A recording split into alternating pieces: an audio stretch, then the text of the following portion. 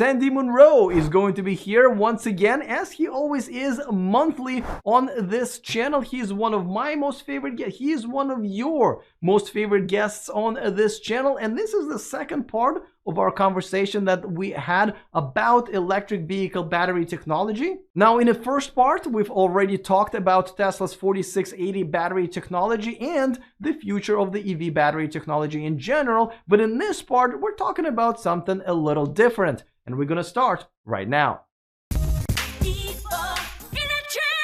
As I mentioned before, Sandy is our monthly guest, so don't forget to subscribe so you don't miss our future conversations. Before I bring Sandy in, a quick reminder that this video is brought to you by the Volkswagen ID.4 EV, which I am now a proud owner of. One of the cool features in the ID.4 is the enhanced voice command system. I can do a lot of things in my car using my voice, including opening the shade of the beautiful panoramic optional roof without taking my hands off the wheel. See if you will love the ID.4 as much as I do by exploring the link in the description of this video. We talk about range, right? Because at the end of the day, consumers, range is probably one of the most important things that they worry about, at least right now with electric cars.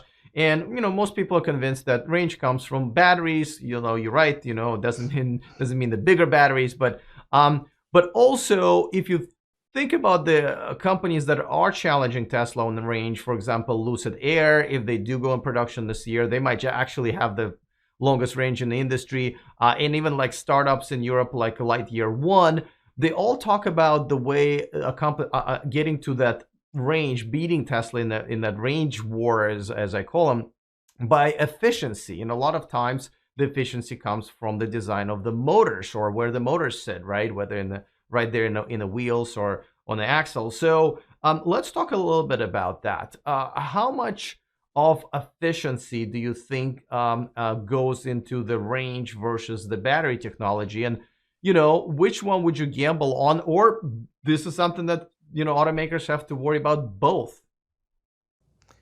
Well, range has nothing to do with the size of the battery. Well, it does, but it doesn't. At the end of the day, there are other things that affect it a lot more. And again, I go back, aero, efficient use of the energy that you're given, and the weight. So you've got friction that you have to take care of. I mean, we've looked at some of these things and we spin the tires and we're looking and going, are you kidding me? I mean, this is the best you could do? These are the best bearings you could find to get the job done? And we look at the length of the wires. Nobody looks at that. But the longer the length is, the more energy you lose. So again, I mean, I just recently looked at a battery pack design for somebody. And I'm looking at these cables going like maybe 8, 9 feet. And I'm going, why are you doing that? Well, it makes it easier for us to blah, blah, do something. And I said, you're basically killing this thing because that cable is going to suck away juice. And by the way, you got a connector here and a connector there and a connector there and a connector there. I mean, all these connections, that's not free. You lose efficiency. You're gonna lose electricity on that. Oh, we didn't think of that. And then you look at electric motors. I mean, all of a sudden, you're starting to look at guys who are saying, well, we're a little out of round. How much is a little? Well, we can get the feeler gauge over here, but this one's tight. Well, guess what? That motor's just going to overheat. Heat means lost energy. On and on and on. It's like amazing. Nobody's thinking about the real mechanics associated with electric vehicles. And then, I mean, some of these things look like you're sending a brick through the air. And if you notice, most of the airplanes don't have a solid bull nose. They'd like to be streamlined, right? That's what aero is all about. And yet the look is just not there. It's I don't have to have a wind tunnel to tell me that this is going to have a bad aero. So aerodynamics, friction, inefficiencies, motor design, and then cooling and heating. I mean, these are the things that have to work together like a little symphony in order to produce a product that's going to have a long range. Okay, so like you've looked at a few now, right? I know you looked at the Mach-E and ID4. Of course, you looked at Teslas. Tell me about, like 2 or 3 things that you see are done, well or actually quite badly, meaning like where is that difference is when you're designing a motor? Where does that efficiency comes from when you see it? Okay, so when we did the gauging of the Tesla Model 3 electric motors, we sent those electric motors out for CT scanning. Okay, that means that in essence, it's an X-ray that looks at what's going on inside that electric motor. And we clocked it, right? So that means that we turned the shaft, and I wanted to see what the gap was, because that's kind of important. That was brilliant. We've had everybody else's in, tried the same technique, not so happy. They don't understand that that gap is terribly important. And I know that everybody uses the same technique, okay, heat this up, freeze that, shove them together, they expand, but not everybody is getting the same results. And it could be like, okay, so in the olden days when I was an engine engineer, one of the things that we really wanted to do was have round pistons and the cylinder bore that was in the block, I'd like that to be round too. And guess what? That's not as easy as you'd think. Well, when people are building electric motors, it's the same deal. If you don't have those holes, or the rotating shaft and the hole that it's popped into in the stator, if you don't have them really perfectly round and they're not perfectly sitting on center, then you're not going to get the effectivity you're going to want out of that electric motor. These are things that everybody should know, but maybe they thought that was good enough or something. I'm not sure. I really don't understand why it is that, like I say, the Porsche and the Jaguar and the what do you call it, the Audi, I don't understand where all the losses are. No one's ever paid us to go and find out, what would happen if we got rid of the losses, or how do you redesign it to get rid of the losses, or where are the losses coming from? But I can tell you that they're huge on those 3 vehicles, and we have looked at them. So maybe I just want to kind of clarify one more part of my previous question is, okay, if you're an automaker and you can only concentrate on one thing at a time, which I think is the case a lot of times, would you go for the battery improvement, or would you go for the motor and wiring efficiency improvement? Which one do you think will get you better results? Efficiency. Okay, I didn't finish the question already. Okay, all right. It's easy. Yeah, that's no question. It's going to be efficiency, and for every reason that I gave you. I mean, Tesla's sitting there with the longest range and a 75 kilowatt-hour battery. Everybody else has got more battery power. Everybody. Nobody has 75. Everybody's got 100 and whatever. Okay, they're all bigger. All of them. I thought Tesla Model S is about 100 kilowatts. Oh, forget the Model S. I don't want to talk about the Model S because, quite frankly, that's an anomaly that nobody else is competing with. I want to talk about the 3, the Y, the ID4, the ones that normally people can afford and make happen. Even talking about the Porsche. I mean, I don't want to talk about that one simply because you're looking at a whole different kind of a market. That market, they don't care how much money they spend, and they don't care about efficiencies. They all want to do is, I'm going to hit that accelerator and go fast, and that's going to be it. But when you look at a Tesla, it's got the smallest battery pack. It goes wicked fast, and it goes farther than everybody else. So efficiencies is what's making it happen. It's not the gas tank. It's the efficiencies built into the rest of the product. Now, I know we talked about, the gap between Tesla's technology and the rest of the auto manufacturers, especially now that you're digging in and a couple of the competitors with ID4 and a Mustang Mach-E. What about the motor and wiring? I'm assuming you believe Tesla is still very much ahead, but do you see any promise in the technology of the rivals, or do you think they're just as behind? And if so, what the hell do they have to do? I mean, and why not? Why aren't they doing it? I can tell you one thing that I'm a big fan of a hairpin motor versus a wound motor, and most of the electric motors that we've seen, especially, and by the way, we've actually looked at Audi, Volt, Bolt, 2 generations of the Bolt.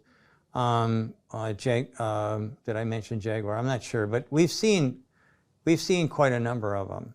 We've had the opportunity not to look at the whole car, but to look at those things that we know are going to have an effect on range. And batteries, sorry, not batteries, but electric motors is definitely something we want to see, and we'll go and buy a rec, and just so that we can have a look at what's going on with that electric motor. So I think that when I look at all the different styles of electric motor design, I like the hairpin design, simply because I can automate it and it's quick and it gives me a lot more juice. If I look at the placement of if it's a permanent magnet motor, I look at the placement for the magnets. I also look at what kind of magnets, because the type of magnet is going to have an effect on your range, or your the range and the battery efficiency are all going to come together at that juncture. I look at who's got the least amount of cabling and whatnot. So we've been fairly impressed with the short cabling that we see on the Mach-E. We were not as impressed when we saw the cabling that was used on the ID4. These are things that I'm sure that the other OEMs are going to catch up on, but they're going to have to move awfully fast. And I don't know why they just didn't look at Tesla. I mean, was this some kind of arrogance or something? I mean, really, you look at that and you go, wow, that one's got, 3 meters of wire, and that one's got 30 meters of wire. Something's different here. These are the kinds of things that an engineer is supposed to look at before he puts a single pixel up on the screen. So that's usually the kind of questions I ask you. How come they are not looking at Tesla when they're obviously leading the way and showing them the right way? Well, that's arrogance. And Toyota, when I was working at Ford, Toyota gave us a speech and said that where there's arrogance, there's opportunity. That was right from Ichi Toyota, the guy that was in charge. And they couldn't figure it out. And I sat there and I said to myself, this guy just insulted you guys, and you didn't even catch on.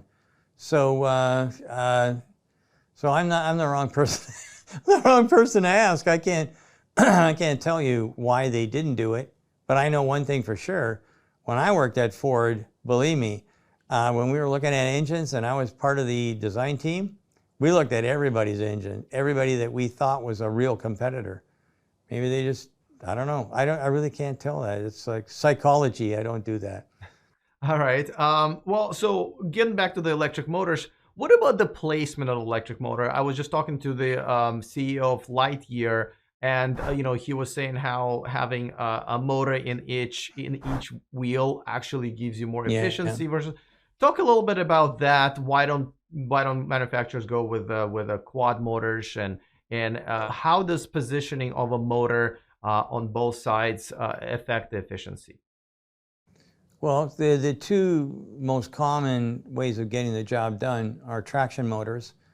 That's what Tesla uses, and then wheel motors. Now, I haven't been anything with any of the other wheel motor manufacturers, but I have been in cars that were built for Protean. And I'm telling you what, that car gets up and goes. And all that stuff that I thought was going to happen, where you have like an off-balance load or unsprung load, and it didn't do anything. I mean, when I don't do it with other people in the car, but I do drive fast. I can drive fast. And when I took that Mercedes that the guys at Protean had out for a ride, I said, I'll bring it right back, honest. And well, I have to ride with you. I don't think so. And so I drove it, and so did another guy, Al Steyer. Al Steyer also has a lead foot. And both of us found out that it won't go any faster than 92 miles an hour. And I was doing about that on the off ramps and the on ramps. I wanted to see what was going to happen. Then I took it on a bumpy road. I didn't get anything I expected. Now, what's the advantage? Well, with Protean, I don't have to try and put traction motors in the middle of the car. That gives me more space. With the wheel motors, if I use the Protean things, I don't have to put the inverter anywhere because the inverter is built into the wheel motors. Wow, I mean, now a wheel, which doesn't do anything for me, really and truly for space and whatnot, a wheel is taking up all of the good stuff, if you will. It's got it built right in, and now I can make the front bigger. I can make the trunk bigger. I get rid of a lot of stuff, and I can also get rid of a lot of mass if I get into a crash. When you go into a sorb like a small offset crash, and you hit that wheel, that thing is heavy, and you want to get rid of mass if you get into an accident. So a tusk comes out, shears off that wheel, and I've just lost, I don't know, a couple of 100 pounds. I mean, just like that. That's good news. That's good news for who happens to be in that vehicle. Now, the wheel is going to go somewhere. I guess that's what's going to happen. But my objective is to make it as safe as possible for the people that are in the car that I've designed. And so for me, wheel motors are a real good idea. I don't know if Tesla's ever going to put that out with wheel motors, but I will tell you, I'm a fan.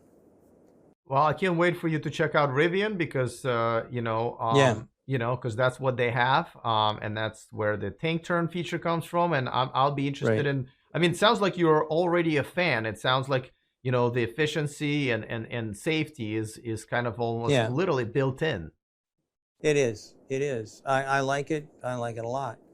So, and that's why, like I say, there's 5 of us that have got Cybertruck orders, but there's 4 people here that have got Rivian orders as well. So can't wait for those. Can't wait for those. All right. Well, listen, thank you so much once again in explaining everything. I mean, I've been very much looking to this year when we can even compare. Just the fact that we can compare. Yes, they have a lot of work to do, the rest of the guys, but at least we have something to start with as far as the competition is concerned. Yeah. I think you're going to see a lot of stuff happening this year. We didn't talk about it, but I think I'm going to throw it out anyway. We did an interview with Chris, I've forgotten his name now, from Ford Motor Company on the Maverick, and you know what? It's not an EV, but it's a BEV, a hybrid EV, and I'm looking at that thing, and I'm going, this is the second good car out of Ford that I've seen, like from the electrification standpoint. So if that's sitting there, and Ford has got the Lightning, and they've got the Mach-E already, what else they got? What else are they going to pull out of their magic bag of tricks? I've heard plenty from other companies. What I've seen, I wasn't impressed with. And Ford doesn't say anything, and then boom, boom, boom, boom. I mean, that's good news. I think by the end of this year, we're going to see maybe a clear 2 and 3 second and third place kind of guys coming up real soon, real soon. All right, well, I'm excited for that. Thanks once again. Congratulations again on the 200,000, and I will see you here next month. Absolutely, you will. Okay.